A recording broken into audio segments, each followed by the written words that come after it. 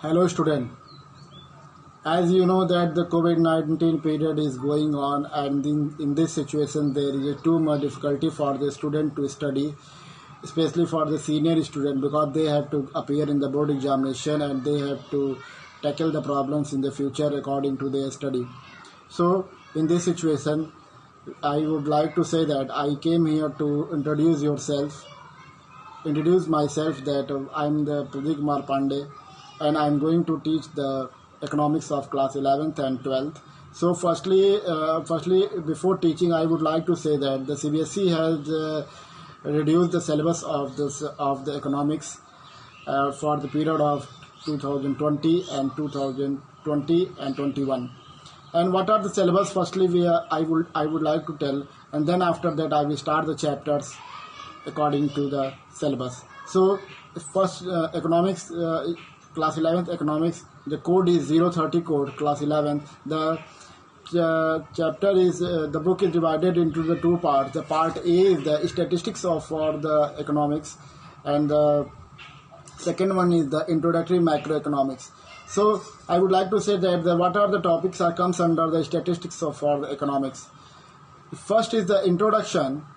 Second is the collection, organization, and the presentation of the data, statistical tools, and interpretation. In the part B, introductory macroeconomics.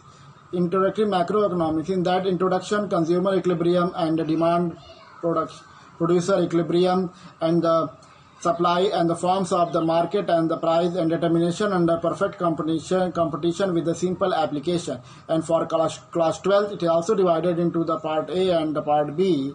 And the part A book name is the introductory macroeconomics, and the topics that comes under that are national income and the related aggregates, money and banking, determination of the income and the employment, government budget and the economy, and the balance of the payments. And the part B book name is the Indian economic development, and what are the topics that comes under the development experiences 1947 to 1990 and the economic reforms since 1991. And second is the current challenges facing Indian economy, and the last one is the development experiences of the India. These are the topics of the class 11th and 12th. According to that, we have to study the book, and from in the next lecture I will start from class 11th. The first part A, first book is that the statistics for the economics. In that I will start about the economics. What is economics? What is the scope of the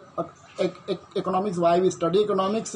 And what are the basic use of the economics in our human life? And for the increasing the national income, how the national income is determined, we will study. Okay, thank you.